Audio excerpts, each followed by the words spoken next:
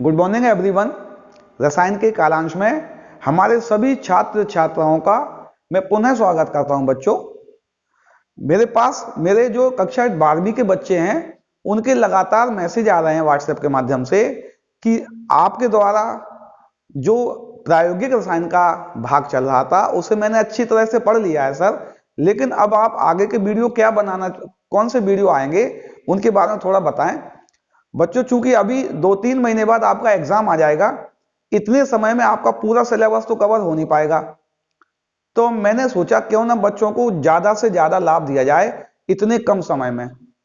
तो मैं बच्चों आज से आपके समक्ष आपके रसायन विज्ञान का एक बहुत ही महत्वपूर्ण और कठिन टॉपिक, जो कि बच्चों को सामान्यतः कठिन भाग लगता है, गणितीय रसायन अर्थात न्यूमेरिकल केमिस्ट्री चालू कर रहा हूं। बच्चों, जो सभी तरह के कक्षा 12वीं के किसी भी बोर्ड के बच्चे होंगे बेटा, उनके लिए लाभकारी होगा।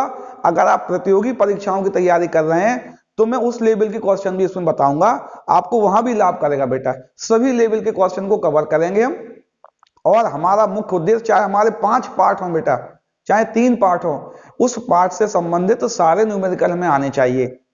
इससे पहले बच्चों, मैंने जो आपको प्रायोगिक रसायन का जो भी अध्याय पढ़ाया है, मैं आशा कर रहा हूं मेरे सभी बच्चों को प्रैक्टिकल समझ में आ गए होंगे और वो उन्होंने अपनी उत्तर पुस्तिकाओं में लिख भी लिए होंगे बेटा। इसी बीच एक कोई प्रकाशक मेरे पास आया था बच्चों, उसकी जब हमने वो देखी, राहुल टॉप 10 के नाम से था शायद, तो वहां भी प्रायोगिक रसायन, उस राहुल टॉप 10 के पीछे भी प्रायोगिक रसायन का भाग लिखा हुआ है, उसमें अच्छे प्रैक्टिकल दिए हुए हैं बेटा। अगर आपके पास प्रैक्टिकल पूर्णतः समझ में अभी भी नहीं आ रहा है आपको, तो वो राहुल टॉप 10 के पीछे वाला भाग आप देखना, उसमें प्रैक्टिकलों को अच्छी तरह से समझाया भी गया है बेटा, आप उसे भी देख लें। आइए अब आप और मैं एक साथ मिलकर न्यूमेरिकल केमिस्ट्री का पहला अध्याय विलयन को चालू करता हूं। बच्चों, आप अपने अपने पेन कॉपी उठा लीजिए। हम लोग आज कौन सा अध्याय पढ़ रहे हैं बच्चों? हम लोग आज विलयन पढ़ रहे हैं बेटा। कौन सा पढ़ रहे हैं बच्चों? विलयन, यानी कि सॉल्यूशन पढ़ रहे हैं। हम आज सॉल्यूशन पढ़ेंगे कि सॉल्यूशन संबंधित न्यूमेरिकल कौन कौन से आते हैं। थोड़ा सा बेसिक पढ़ लें, ज्यादा बेसिक नहीं पढ़ाएंगे हम, इसका थ्योरेटिकल पार्ट को ज्यादा नहीं बताएंगे, जितनी आपके लिए आवश्यकता है उतना ही बताया जाएगा। बच्चों, हमने एक पात्र लिया, पहले हम ये ध्यान लें कि विलयन होता क्या है, थोड़ा सा जैसे हमको न्यूमेरिकल करना आसान हो जाए। एक पात्र लिया, उसमें जल डाल दिया, एक दूसरे पात्र में भी हमने जल डाल दिया। दोनों पात्रों में बच्चों हमने क्या किया, एक पात्र में हमने टेबल सॉल्ट मिलाया, यानी कि नमक मिलाया। तो नमक निश्चित बात है, इसको हिला देंगे तो जल के सभी भागों में वितरित हो जाएगा। इसमें हमने क्या मिलाया था? टेबल सॉल्ट, यानी कि नमक मिलाया, ठीक है ना, ये सब जगह मिल जाएगा। दूसरे भाग में बेटा हमने क्या किया, सैंड मिलाई, बालू मिलाई। इसमें क्या मिलाया? सिलिका मिलाई।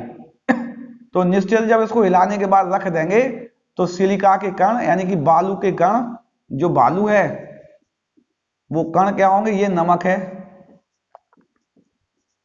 बालू के कण क्या होंगे बच्चों? नीचे बैठ जाएंगे। अगर हम इन दोनों विलयनों को देखें बेटा, तो यह विलयन जो है, इस विलयन को बोलते हैं होमोजीनियस। क्या बोलते हैं बच्चों? समांग, समांगी। यह विलयन होमोजीनियस कहलाता है, और यह विलयन जो है वो विषमांग है, हेट्रोजीनियस है। कैसा है बच्चों? विषमांग। जब दो पदार्थ मिलकर एक समांगी मिश्रण बना लें, क्या करूं बच्चों? दोनों ही मिक्सचर हैं, यह मिक्सचर समांगी है, यह मिक्सचर विषमांगी है। कैसा है बच्चों? विषमांगी। जब दो पदार्थ मिलकर एक समांगी मिश्रण बना लें तो वह मिश्रण विलयन कहलाता है। यह मिश्रण क्या कहलाएगा बच्चों? विलयन। यानी कि विलयन is a homogeneous mixture of 2 और मोर कंपोनेंट्स। 2 भी हो सकते हैं, 3 भी हो सकते हैं, 5 भी हो सकते हैं। शर्त क्या है बच्चों?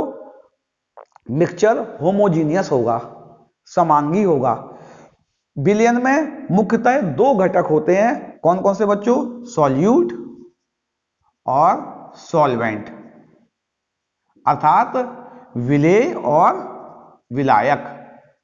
विलेय और विलायक, हम दोबारा से इसको परिभाषा कह दें, विलेय और विलायक का समांगी मिश्रण विलयन कहलाता है। ठीक है ना बच्चों, इसका समांगी मिश्रण विलयन कहलाता है। अब बेटा पहला प्रश्न यह आता है कि हमारा विलयन में विलेय कौन होगा और विलायक कौन होगा। थोड़ा बेसिक बात हम समझ लें, फिर हम आगे तो बढ़ना ही बढ़ना न्यूमेरिकल में। सामान्यतः हमने जो बुक्स में देखा है उसमें बच्चों लिखा हुआ है जो कम मात्रा में है वो विलेय है, जो अधिक मात्रा में है वो विलायक है। अच्छा, हम एग्जाम्पल लेते हैं। एग्जाम्पल लिया, हमने माना 100 ml जल है, 100 नहीं ले लें हम, अच्छा ले ले रहे, 54 ml जल है। कितना बच्चों? 54 ml जल है। उस जल में 92 ग्राम, 54 ml जल में 92 ग्राम इथेनॉल मिलाया। क्या मिलाया बच्चों? इथेनॉल मिलाया, इथाइल अल्कोहल मिलाया। कितने में बच्चों?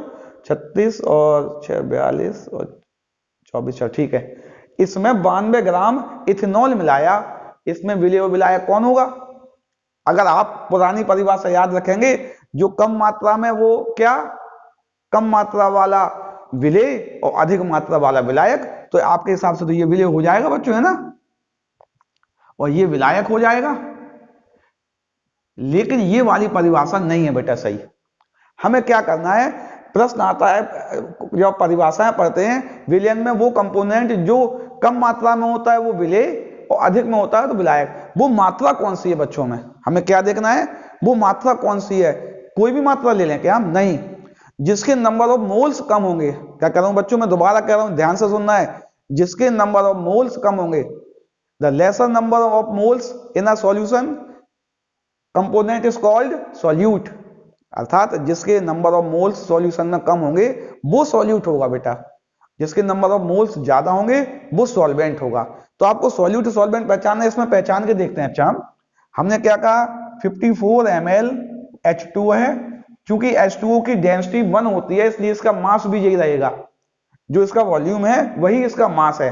तो भार कितना हो गया, यानी इसका भार हो गया 54 ग्राम।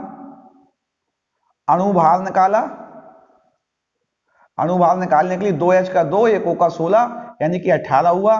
तो जब इसके हमने मोल निकाले बच्चों, मोल आए भार बटे अणुभार, अणुभार 18, यानी कि 3 मोल आए। कितने आए बच्चों? 3 मोल। अच्छा, हम इथेनॉल की बात कर लें, C2H5OH, C का 24, 6H का 6, 1O का 16, यानी हो गया 46 ग्राम। कितना हुआ बच्चों? 46 ग्राम। तो इसके मोल निकाले बच्चों हमने, मोल आए 92 बटे 46, यानी कि 2 मोल। कितने मोल आए बच्चों? 2 मोल। अब आपको समझ में आ रहा है सॉल्यूट और सॉल्वेंट कौन है। इसमें ये सॉल्यूट है, कौन सा सॉल्यूट है? इथेनॉल सॉल्यूट है और जल सॉल्वेंट है, क्योंकि नंबर ऑफ मोल्स कम जिसके होंगे वो सॉल्यूट होगा। तो आपको बच्चों ये प्रश्न परीक्षाओं में आता नहीं है, लेकिन आपको ये बात आनी चाहिए। अभी तक आपने जो पढ़ा है वो पढ़ा है जिसका अमाउंट ज्यादा हो। वो अमाउंट किस क्रम में लेना बेटा हमें? वो अमाउंट मोल के क्रम में लेना है हमें। जिसके नंबर ऑफ मोल्स कम होंगे वो सॉल्यूट होगा, जिसके नंबर ऑफ मोल्स ज्यादा होंगे वो सॉल्वेंट होगा। ठीक है ना बच्चों, आपको समझ में आ रहा है ना। चलिए अब हम आगे बढ़ते हैं। ये बात आप जान चुके हैं कि विलयन क्या है और विलयन में विलेय और विलायक कैसे आइडेंटिफाई करेंगे, इस बात को हम जान चुके थे बेटा। अब हम कुछ प्रश्न लिखते हैं बेटा, कुछ बातें और भी समझ लें। अच्छा, चूंकि विलयन के न्यूमेरिकल में सबसे पहले हमें विलयन की सांद्रता देखनी है। क्या देखनी है बच्चों? सबसे पहले हमें किसी भी दिए गए विलयन की सांद्रता को ज्ञात करना था, कंसंट्रेशन। किसको ज्ञात करना था बच्चों? हमें कंसंट्रेशन ऑफ द सॉल्यूशन को आइडेंटिफाई करना था। तो पहले हम यही जान लें कि सांद्रता क्या होती है। सामान्यतः किसी भी विलयन में विलेय की कंपैरेटिव अमाउंट मापना है, हमें मात्रा मापनी है। किसी भी विलयन में विलेय की और विलायक की कंपैरेटिव अमाउंट मापना है हमें, है ना। विलयन के निश्चित भाग में विलेय की मात्रा को मापेंगे हम, उस भाग को हम सांद्रता कहेंगे। सांद्रता को व्यक्त करने की बेटा आपके सिलेबस में बहुत सी विधियां हैं। जैसे हम सामान्यतः अपने दैनिक जीवन में यूज कर लें, एक दूध वाला हमारे पास दूध लेके आता है, वो उसमें पानी मिला के लाता है।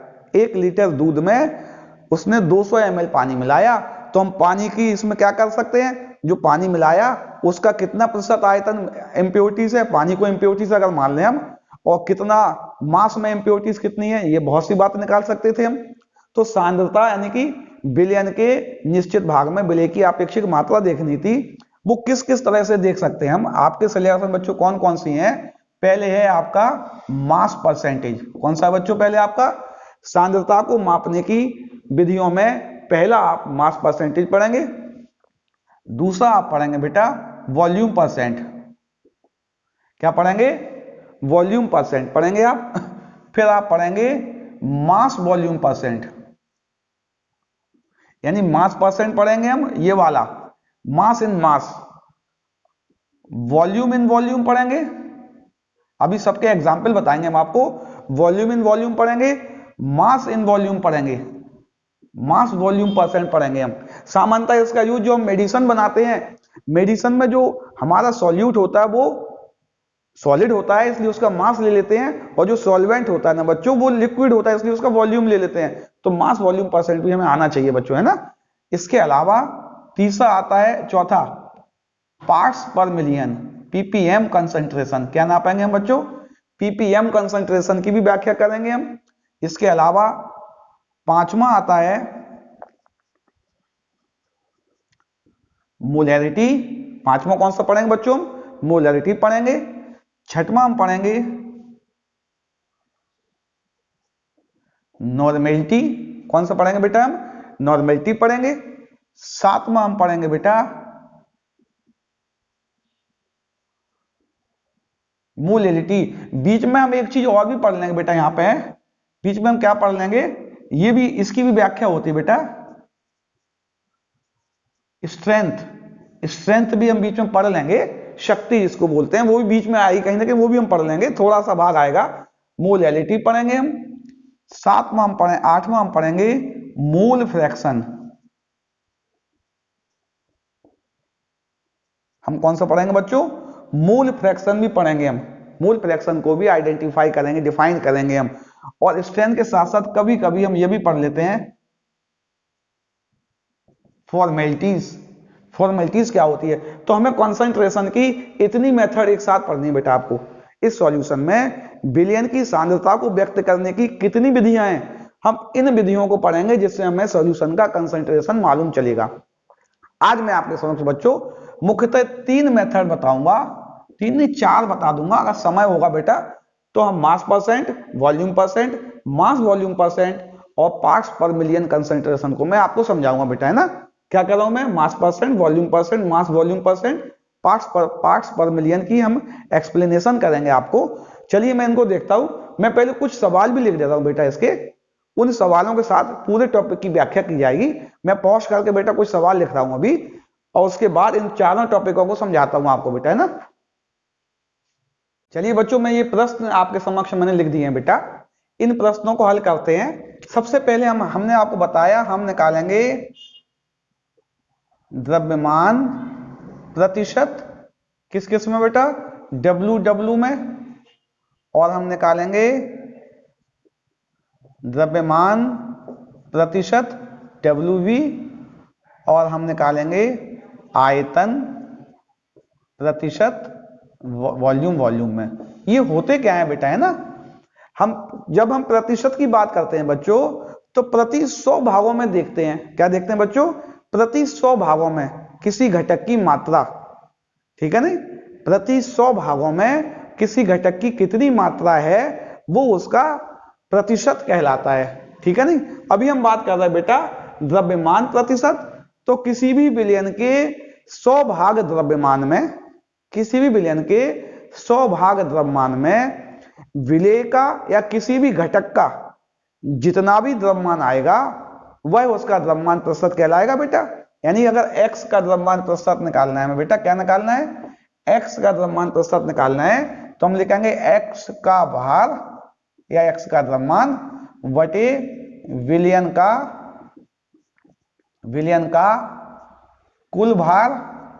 चूंकि द्रव्यमान प्रतिशत है तो गुणा 100 कर दिया, प्रतिशत है ना, इसलिए प्रतिशत में क्या कर दिया बच्चों, हमने प्रतिशत में हमने 100 कर दिया। यानी कि किसी भी विलयन के कुल भाग में विलय के कितने भाग उपस्थित हैं और प्रति कितने में देखना बेटा, प्रतिशत, यानी प्रति 100 भागों में देखना है। कुल भाग नहीं का क्या क्या बेटा, 100 भाग का है ना।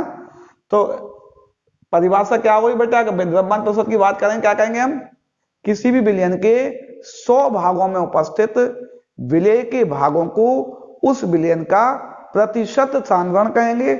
उस सांद्रण को यदि हम द्रव्यमान प्रतिशत में व्यक्त करेंगे तो हम कहेंगे किसी भी विलयन के 100 ग्राम में उपस्थित विलय कई ग्राम में मात्रा उसका द्रव्यमान में ग्राम प्रतिशत कहलाएगा।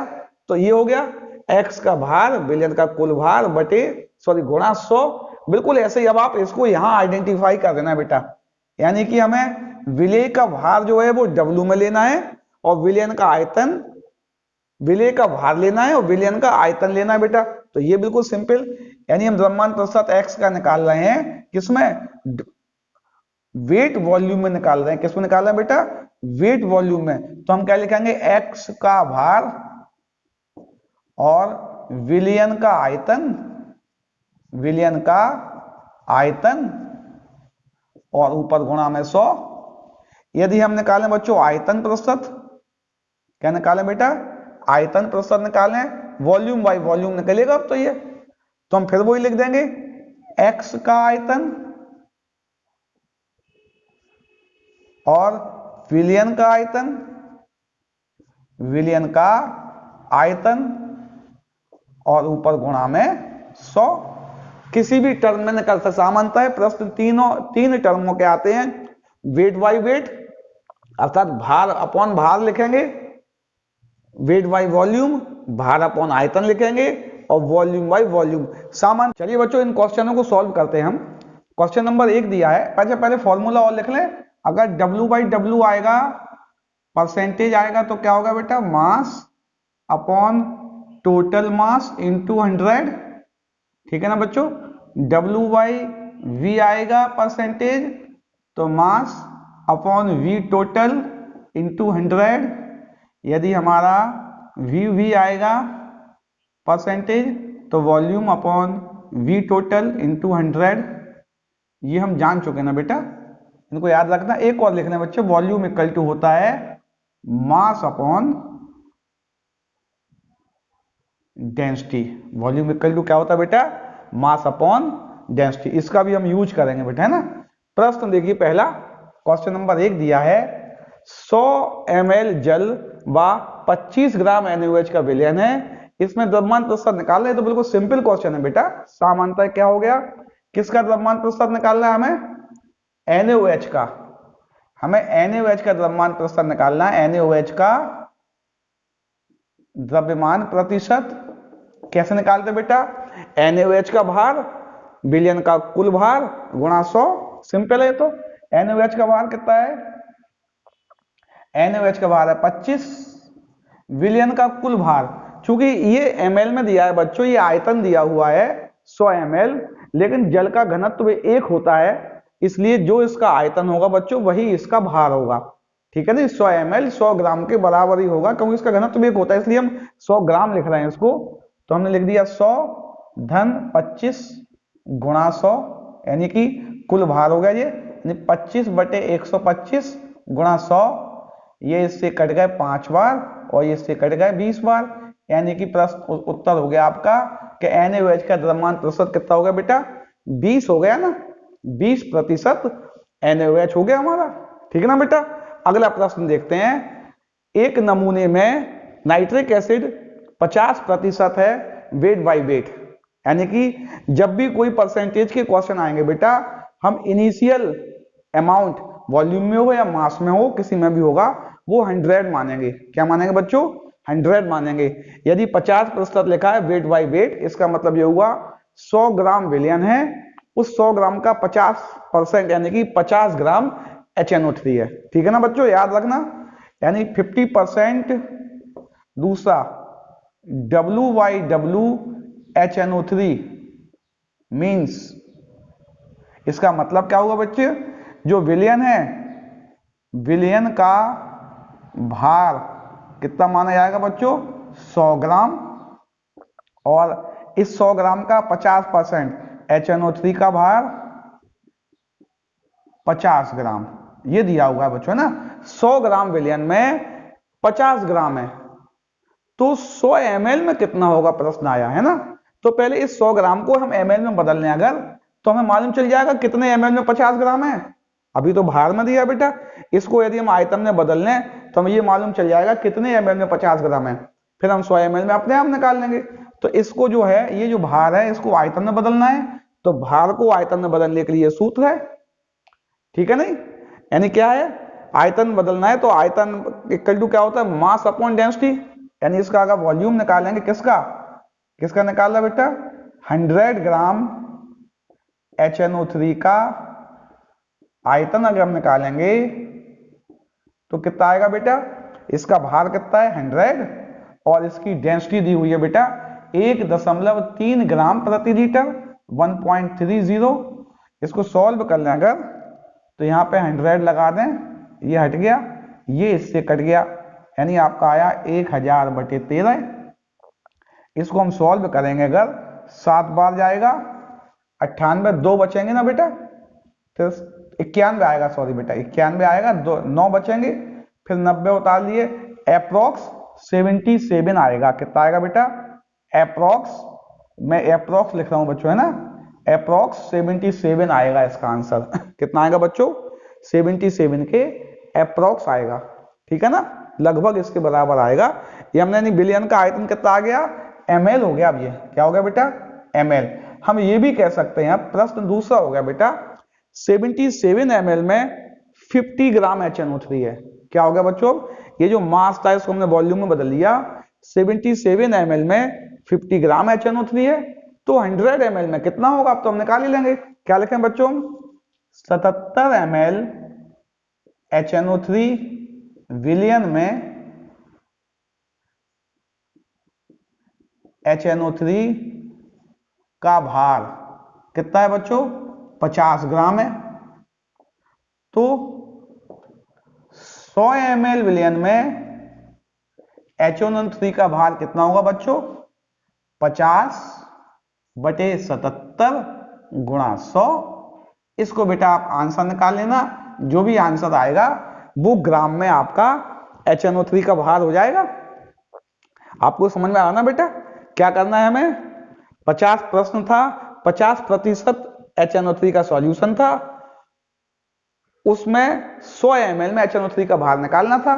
तो पहले हमने 50% का मीन्स लिखा, 50% का मीन्स बच्चों होता है 100 ग्राम में 50 ग्राम है। क्योंकि इस ग्राम को हमने वॉल्यूम में बदल दिया, क्योंकि हमें वॉल्यूम में कैलकुलेट करना था, तो वॉल्यूम में बदलने के लिए डेंसिटी का उपयोग किया। Volume equal to mass upon density होता है। तो हमने, अर्थात ये प्रश्न दूसरी तरह से हो गया कि हमारा 77 ml विलियन है, उसमें 50 ग्राम HNO3 है, तो 100 ml में कितना होगा हम निकाल सकते हैं बेटा, ठीक है ना। ये दोनों प्रश्न नोट कर लो आप, ये दोनों प्रश्न नोट कर लीजिए बच्चों।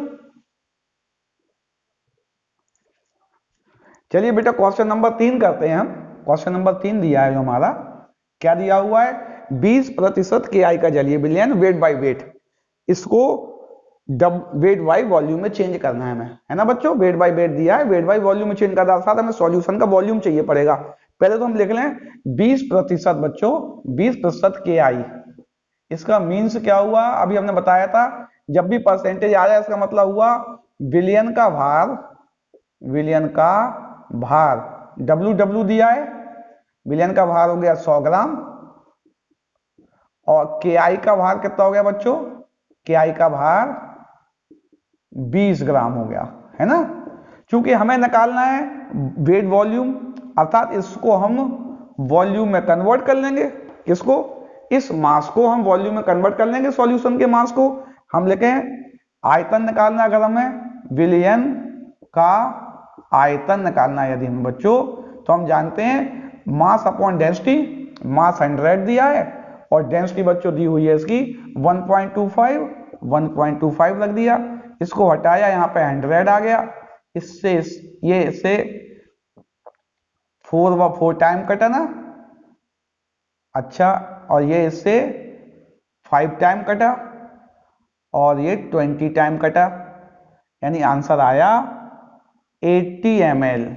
अब वॉल्यूम कितना हो गया बेटा? 80 ml हो गया है। मास हमें दिया ही है, तो मास वॉल्यूम परसेंटेज हम निकाल सकते हैं। लिखें बच्चों, मास वॉल्यूम परसेंटेज क्या होता है? मास ऑफ कंपोनेंट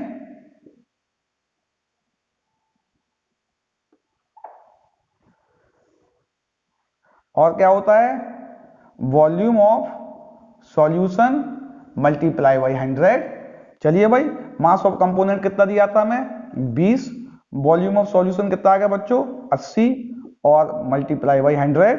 ये इससे कट गया, ये इससे 4 टाइम कट गया और ये इससे 25 कट गया, यानी आंसर आया बच्चों 25%।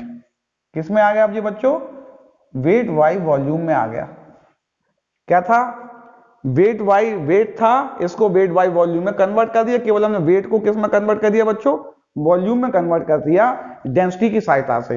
ये क्वेश्चन हो गया ना। अगला प्रश्न देखते हैं। एक अगला प्रश्न लिखा हुआ है बेटा, क्वेश्चन नंबर 4 लिखा हुआ है जो आपका। चलिए चौथा वाला करते हैं हम। दो सॉल्यूशन है, कितना बच्चों? 25% सॉल्यूशन है। कितना? 25% सॉल्यूशन है। उसका हमने लिया है 300 ग्राम और इसको मिला दिया, कितना है बच्चों? 40%। 40% सॉल्यूशन है, उसका 400 ग्राम। क्या कह रहा हूं भाई?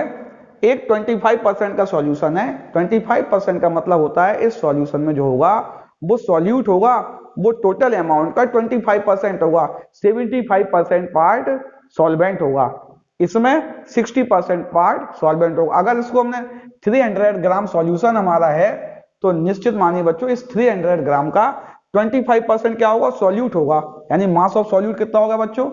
मास ऑफ सॉल्यूट कितना हो गया? 25% ऑफ 300 होगा। यानी कितना हो गया? 25 इंटू 300 मल्टीप्लाई डिवाइडेड बाई 100, यानी हो गया 75 ग्राम। फर्स्ट है ना ए। बी में क्या हुआ? बी का निकाला हमने बच्चों मास ऑफ सॉल्यूट, यानी था 40% ऑफ 400।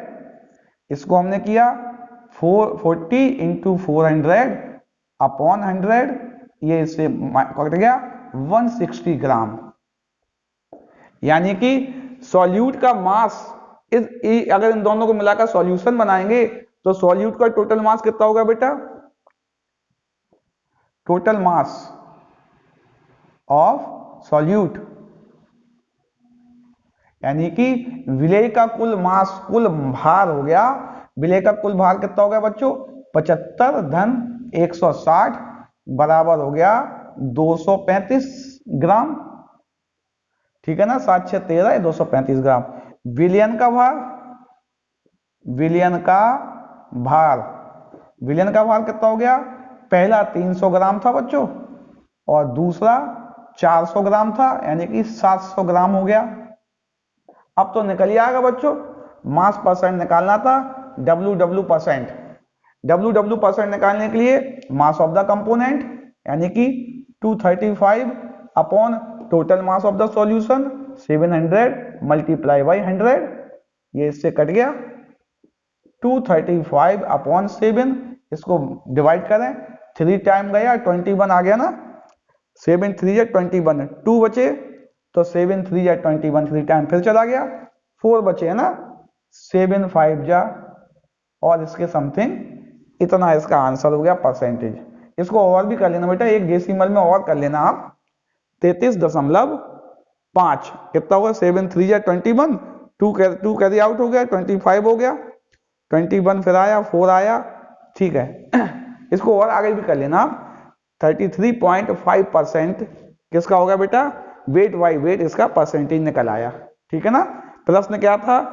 25 का 300, 40 का 400 मिक्स कर दिया, जो हमारा नया सॉल्यूशन बना उसका मास परसेंट निकालना था। इसमें सॉल्यूट देखा, इसमें सॉल्यूट देखा बेटा, सॉल्यूट का मास काउंट किया, सॉल्यूशन का मास काउंट किया, सॉल्यूट के मास को सॉल्यूशन के मास से डिवाइड कर दिया, जो आंसर आया वो डब्ल्यू आ गया। वेट आ गया, वेट बाई वेट का एक अंतिम प्रश्न और लिखा है बेटा इसका, वो भी कर लेते हैं हम। चलिए वो प्रश्न करते हैं बच्चों। प्रश्न दिया हुआ है 228 ग्राम, क्या दिया हुआ बच्चों, 228 ग्राम क्या है, इथिलीन ग्लाइकॉल। क्या है बच्चों, इथिलीन ग्लाइकॉल।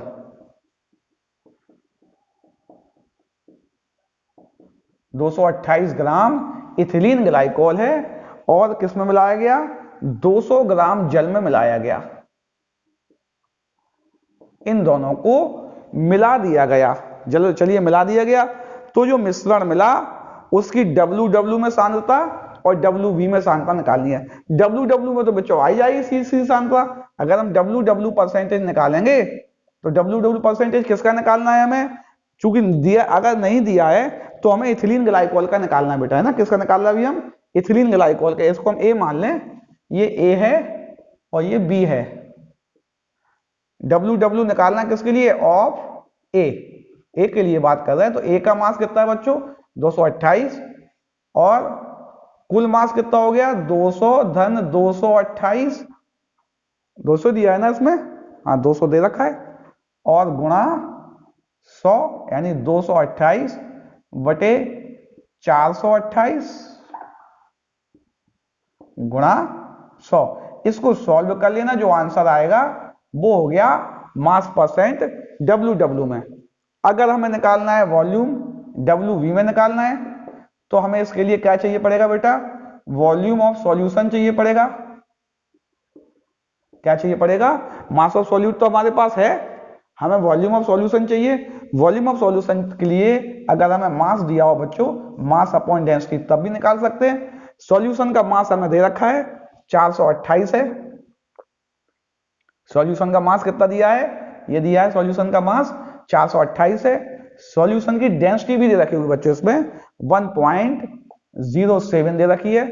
अगर हम इसको सॉल्व करेंगे बेटा तो इसका आंसर आएगा, इसको हटा दें और इसको 100 लगा दें, ये इससे 4 टाइम कट जाएगा, यानी आ गया 400। कितना आ गया बच्चों, 400 ml। अब इसका जो वॉल्यूम हो गया अभी V इक्वल टू हो गया ये।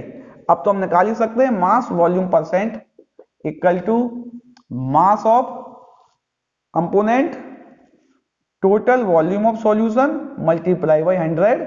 चलिए अब तो हो गया, मास ऑफ कंपोनेंट दिया 228, टोटल वॉल्यूम ऑफ सॉल्यूशन दिया है कितना दिया 400 और मल्टीप्लाई बाई 100। ये इससे कट ही गया, ये इससे कट गया, ये इससे काटेंगे अगर 4 टाइम जाएगा 7 टाइम जाएगा, यानी कि 57%। कितना आंसर हो गया बेटा, 57%, 57% इसका आंसर हो गया। ये भी सॉल्व कर लेना बेटा, ये वाला क्वेश्चन भी हो गया ना बेटा आपका। इस तरह से बच्चों और भी कई क्वेश्चन आ सकते हैं जिसमें मास को मुख्यतः 3 परसेंटेज यूनिट में कन्वर्ट करना पड़ेगा। WW में, WW परसेंटेज, मास नहीं कहें बच्चों, सांद्रता कहें, सांद्रता को WW में, WV में और VV में परसेंटेज में हम निकाल सकते हैं बच्चों। क्योंकि अभी आपका समय काफी हो गया है, 25-30 मिनट का वीडियो हो गया है, इसलिए आपको जो पार्ट्स पर मिलियन का कंसंट्रेशन है वो अगले टॉपिक में बता देंगे बच्चों, है ना। अगले टॉपिक में इससे संबंधित कुछ और प्रश्न और PPM में कंसंट्रेशन आपको बता दिया जाएगा बेटा। जब तक आप इन सबको नोट कर लीजिए और मेरे साथ लगातार बने रहिए। अभी इसके और हाई लेवल के क्वेश्चन भी आपको करवाए जाएंगे बच्चों, जो कि आपकी सभी परीक्षाओं के लिए उपयोगी हैं। मेरे साथ लगातार बने रहिए, क्योंकि आपको यहाँ नई नई जानकारियां लगातार प्राप्त होती रहेंगी।